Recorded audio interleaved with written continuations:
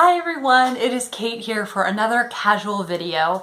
So I didn't feel like editing today, and so it was either like upload a casual video where I can just, hit upload from my phone, or take like an hour to edit and link everything. So I'm just gonna do a casual video today.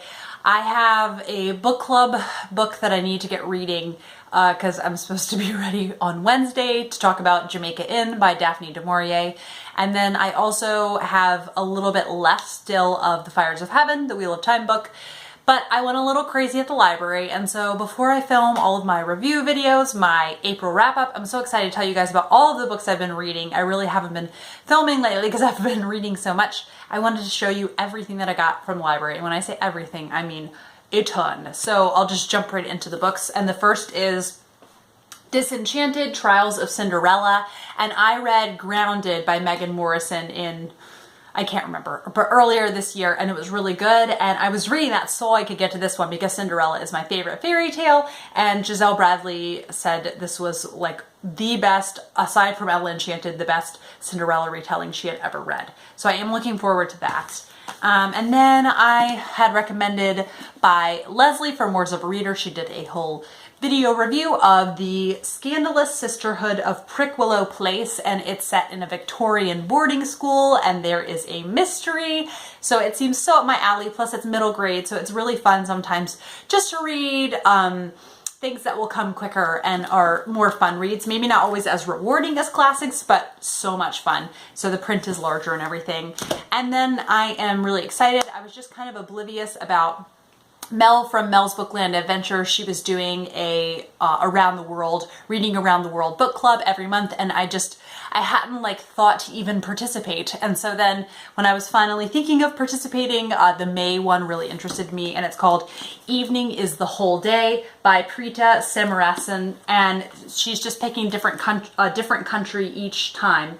And this one, this is so bad, I already can't remember where the author is from. I should have just looked right there. Malaysia. So this is a Malaysian book, and I read like the first page at the library and was blown away by the writing already. So that's very exciting. And then, there's going to be a whole discussion at the end.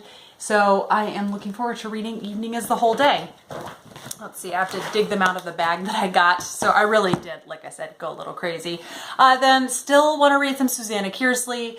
I heard Bree on Bree Hill, her channel, talk about this, and she loves Susanna Kearsley. It really makes her sound good, and I've heard her compared maybe to Kate Morton or Daphne du Maurier, but then Mel at Mel's Bookland Adventure compared her to Rosamund Pilcher, and I was like, if I was not already 100% sold, now I am. So I want to try to fit this in, and this, I just picked it up. This is a really nice floppy copy. I like it. So I got The Rose Garden, and it's a woman returning to an old house on the Cornish coast. So that's definitely, seems like Rosamund Pilcher right there, but maybe a little bit more gothic feeling, I'll have to tell you. Then I'm just like stalking Mel's channel. I was looking at her favorite books from last year because I was wanting to have some variety in my reading. And so she loved Hild by Nicola Grant. This is a historical fiction based on St. Hilda of Whitby. And Whitby, I loved Whitby because it was the town of Monkshaven in Elizabeth Gaskell's Sylvia's Lovers. So I love that location already. Plus I've been wanting to read some really like literary, well-written historical fiction. And so this seems like something I could get lost in. It is kind of long, but if it's good, you know what I'm saying? It doesn't feel very long. Dig some things out. Okay, let me just get all of these set to go. I told you, I grabbed a ton of the library.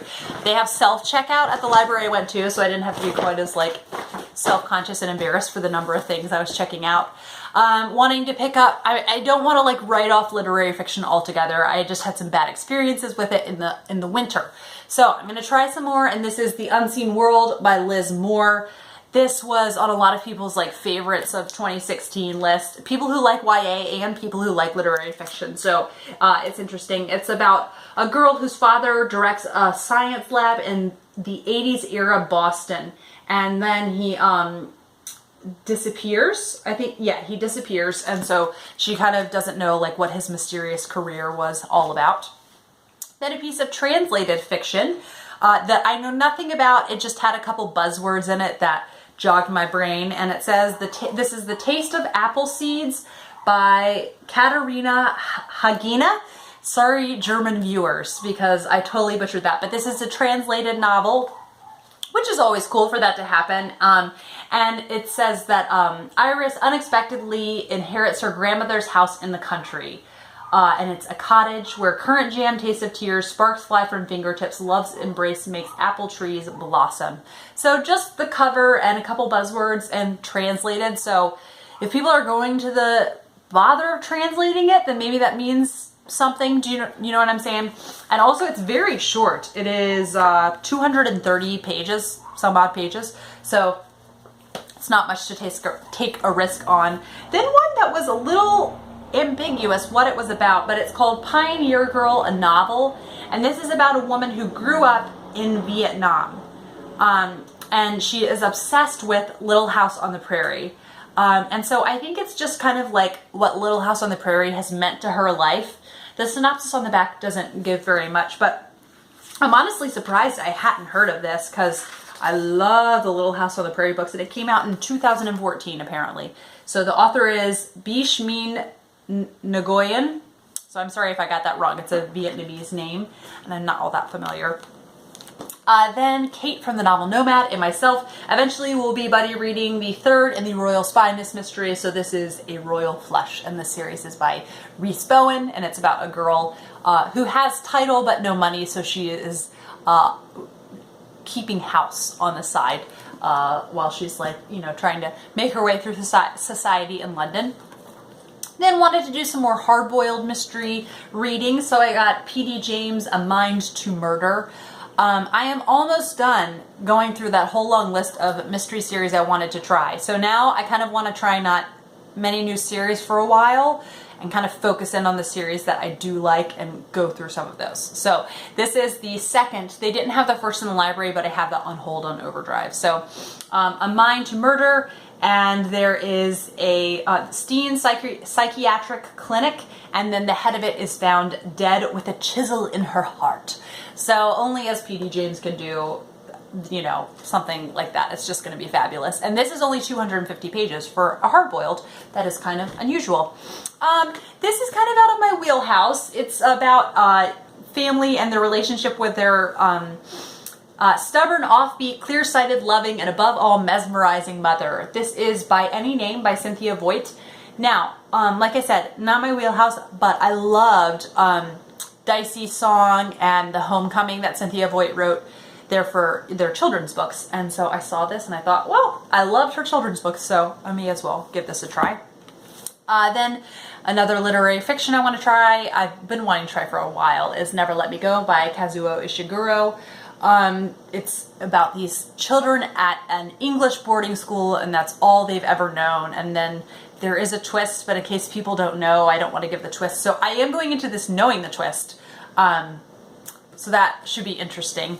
Then one that Rebecca from the Book Nester made me really want to read is the Guernsey Literary and Potato Peels Pie Society. So I think this is just like really well written women's fiction that is written in epistolary format, so letters, and it just seems really cool. It has a lot of things that I would like about it. And another one that is pretty short. This is like 270 pages. So a lot of like little short, hopefully, gems.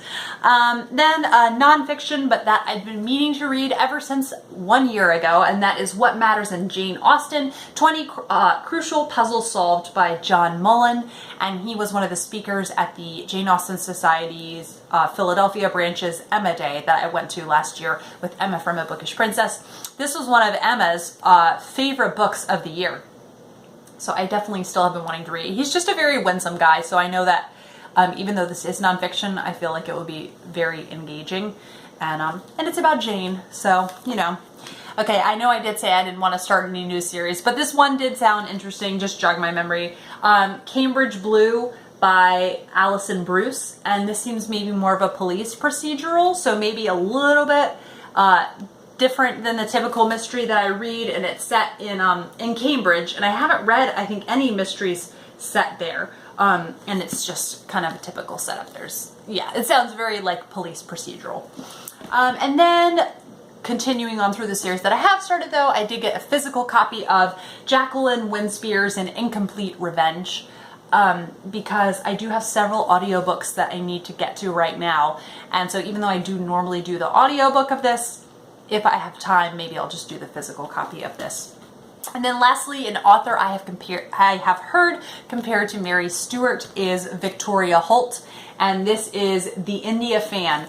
And I think this is the 50th anniversary edition of this. Oh, not 50th. It's as old as me. It was published in 1988, so 29 years old, depending on when in the year it was released. So it's about British families living in India. And so it says Victoria Holt is the queen of Gothic romance. So I think if you like Daphne du Maurier, you might like her. She's maybe a little bit more underrated. I'll let everyone know how this is. So then I also have The Language of Flowers by Vanessa Diffenbaugh on my Overdrive. I also have The Lie Tree on Overdrive. I have a lot of books on the go at the moment, but I'm very excited about reading. But first, I'm going to start and finish Jamaica Inn, and then I'm also going to finish The Fires of Heaven. And I have been doing a whole vlog about finishing The Fires of Heaven. It has been quite the project, but so much fun, and I have a lot of thoughts. So I look forward to telling you guys about that on my April Reads, and I will see you for a more formal and edited video very soon. And have a lovely day, guys.